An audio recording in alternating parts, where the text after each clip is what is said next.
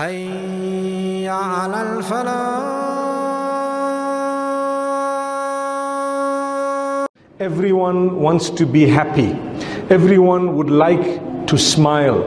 Each person would like whatever would make their lives easy to be achieved by themselves. But the plan of Allah subhanahu wa ta'ala is such that He does not give you everything you wish for and everything you want. And He makes you and I go through what we term as hardship. It is difficulty. Sometimes it is calamity. Sometimes it is to the degree that we begin to crack.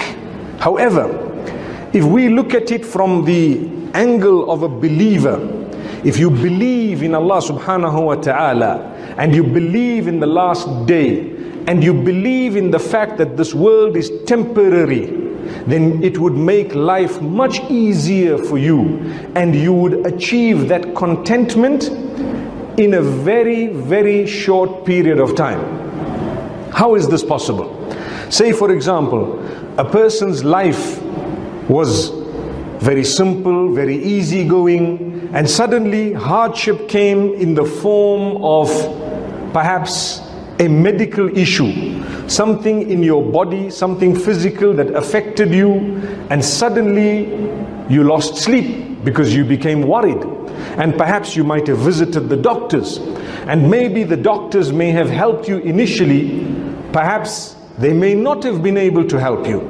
Maybe you might have run out of money in some cases to pursue the medical solutions for that particular problem that you may have. So that is from Allah subhanahu wa ta'ala. He wants you to realize He is in control. He wants you to know that every single person will ultimately leave this temporary world. It is so temporary.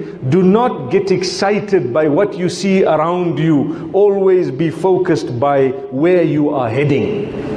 Or always be focused upon where you are heading, so that you remember the difficulties of life. Even if you take what you want, and look at others who have it, they are also not happy. Say for example, today, living in this country, Zimbabwe, we do know that there is a challenge of an economic nature, where everyone is going through some form of economic hardship. Even those who were wealthy, they have had to downgrade their lives to a certain extent. Some of those who are unable to downgrade their lives, they are less happy than those who were poor from the very beginning. So if you have a person who was poor from the very beginning, they have had a tough life, they are happy with a little bit of food, perhaps an avocado that grows in the tree, and perhaps something else. If they were happy with that, they will always remain happy. But for those who are used to meat and chicken and fish and roast and lamb and leg and so on every day, the day they get vegetables, they are very upset. They cannot sleep at night. What happened? I have got a big problem. I haven't had meat for 1 week. My brother, there are people who haven't had meat for 2 years. What are you talking about? They are happy, they are delighted, they lead their lives thanking Allah for the potatoes that they've been having. Subhanallah. So to adjust is a gift of Allah subhanahu wa ta'ala. When you are not ready and prepared to adjust your life, to downgrade it, perhaps to sell your vehicle and buy one which is cheaper, perhaps to take your children out of a private school and put them into a government school, perhaps to seek medication from a government institution or hospital, perhaps to downgrade your life in the sense that you don't need the latest phone and you don't need the latest of everything and the perfumes. You just need something basic, simple, whereby you can live, thank Allah subhanahu wa ta'ala. If you are not prepared to adjust your life, do not blame the Almighty for what you don't have. He has given you. He has given you your portion. He has given you what was yours, and you are not happy with it. You want what someone else has. That is not good enough, because that person also wants what someone else who has more than him has. So this is something that is a never-ending circle. The only time it ends is when you believe in Allah and you are focused upon the fact that you are returning to Allah very soon. You find wealthy people, they also get sick. They also are on their deathbed. some of them die quicker because maybe their eating habits might be not as good. I normally say those people who struggle with very high cholesterol, perhaps those people who struggle with some issues and problems, perhaps sometimes it is around the fact that their food or the way they eat, their eating habits are not healthy. Whereas if you have a poorer person who may not be able to afford all those types of foods that are very tasty, you will find that the food that is very tasty sometimes is unhealthy for you. Unhealthy. Here in this country, there is a belief that only wealthy people, they are the ones who eat pizza every day. I don't know if you've heard that. If you ask someone, what would you like? They would tell you pizza, which means that's the height of everything. In this country, for some reason, this is what we hear people say. Not realizing you cannot have that every day. It is unhealthy for you. Once in a blue moon, it's okay. But that amount of dairy product, that amount of cheese, that is actually, I'm sorry to say, junk food, if you were to look at it that way. It is something that is not nutritious. It is something that is just by the way, perhaps, you know, a little snack or some fast food that you may want to have once in a while. Get used to eating proper food and thank Allah for that.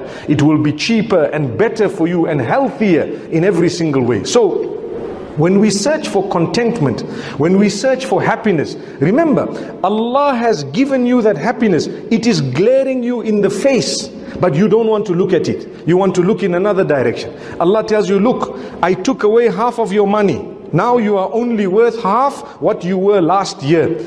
But I want you to get happiness and contentment by downgrading your life. You are not prepared to downgrade your life. Who are you blaming? Can you blame Allah for that? Allah says, I am testing you. I can test you in another way, by taking your limbs away, by taking your family members away, by taking something else away from you. But I am doing you a favor. Part of your test, it's a simple test. It's only that instead of eating meat 4 times a week, you can eat meat once a month. That's all.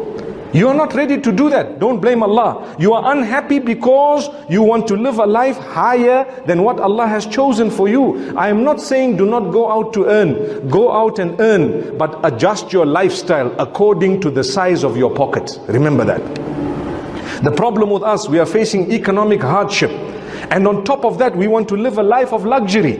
We want the latest of phones, the latest of gadgets, the latest of perfumes, the latest of cars, the latest of everything. And then we blame Allah subhanahu wa ta'ala to say, Allah has not provided for me. My brother, there are people who have nothing, literally nothing. They don't even know what they are going to eat tonight. And they are happy making the dhikr of Allah. They are smiling, they are with their families. They have a little bit of something, maybe peanuts, literally. When I say peanuts, I'm talking of the nut, really. They sometimes have different types of nuts. They will boil them and they sit together as a family, have 10, 15 with a bit of water. They are happy, prepared for the next day. That I'm talking of this particular country. The problems we are facing are tremendous. We cannot deny them. But it's our duty to help each other to look at the positives. There are others who used to spread rumor that people are dying of hunger in this country. If they just mean that people are struggling, that may be correct. But if they mean people have died as in death, I don't believe that. And I don't think you believe that either. In a country like this where tomatoes can grow just as you throw a seed or spit it out of your mouth by mistake, they will grow out there. Or perhaps a small little bit of food, a little piece of bread, something keeping you surviving. Water. The water table is not as far as other countries. You might want to get perhaps 20 meters going down on average, maybe sometimes 40, 60 and heading to 90 perhaps in an area where there is really no water. That is a gift compared to where the desert is. They don't even have any water. Take a look at the positives. Today, people make a plan. How do they make a plan? I give you an example of this masjid. And I'm sure there are people from outside the masjid who come here perhaps to fill water. Why? Because it's a gift of Allah subhanahu wa ta'ala. It's coming from the ground. And mashallah, there is a well or a borehole. People are coming and getting. Nobody can say we don't have water. We are very fast to complain. There's no electricity, no water. Look, if there is rationing of water and electricity, it's happening even in other countries. It's happening to our south as well.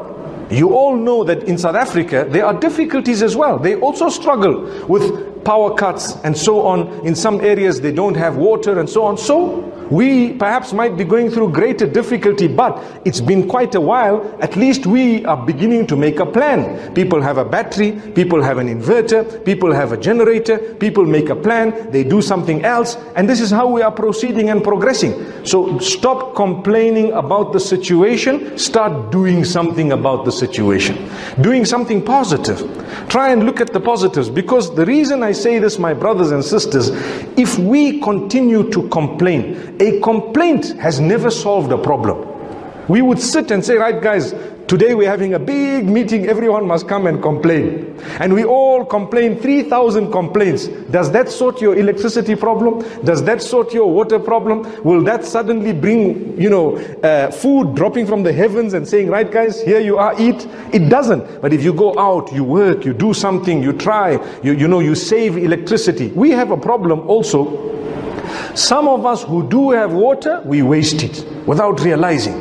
The way we bath. Some of us who have access to a shower, when the water is there, we say, oh, now that the water is there, let's switch it on. And we're standing under the shower and we are waiting and we're busy counting sheep under the shower. Doing what? Subhanallah. You don't have to do that. You turn on the tap. Once your body is wet, subhanallah, you turn it off. You might want to soap it up. You turn it on again. You wash the soap off and you turn the water off and you are gone. You did not waste more than a few liters. It's not even a waste.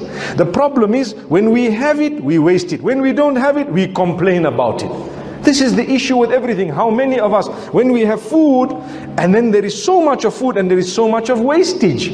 And then we don't have and we complain there is no food. But hang on, when you did have, then what did you do? The difficulty is a lot of us, when it comes to issues like, for example, water, we think to ourselves that, okay, by me using a little bit more water, how is it going to affect others?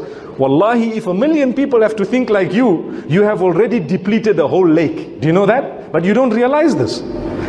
Because people think that, okay, I'm going to spend another maybe, 50 liters extra. What's the big deal? At least I'm paying for it. Pay for it or not pay for it. You and I know at this moment the whole region is going through a very severe drought. There is a shortage of water, so much so that today's news was saying that the levels in Kariba are very, very low. They are alarming. We need to pray for rain, my brothers and sisters. And the reason why I have chosen this topic is because it's up to us to turn to Allah. We have to thank Him for what He has given us. Whenever have we really sat and thanked Allah? Oh Allah, I got half a slice of bread today. I thank you for that, Ya Allah. Are we ready to do that? I have half a slice of bread today. I'm thanking you for that, Ya Allah. Alhamdulillah. There are people who don't even have that half. The problem with us, you have half a slice of bread. You are oh Allah, I only have half a slice of bread. Look at how we're looking at it. I only have half a slice. It's not enough. Allah says, you thank me, I give you more. لَإِن شَكَرْتُمْ لَأَزِيدَنَّكُمْ. If you are going to be thankful, I will grant you increase. So that is it. You need to thank Allah subhanahu wa ta'ala. And if you are thankful to Allah and you turn to Allah, you watch, the skies will release the water by the power of Allah subhanahu wa ta'ala. Thank you so much for listening to this short message. I pray that it has increased you in a little bit of motivation and hope, and the same applies to all of us. Jazakumullah khair. Assalamu alaikum wa rahmatullahi wa barakatuh.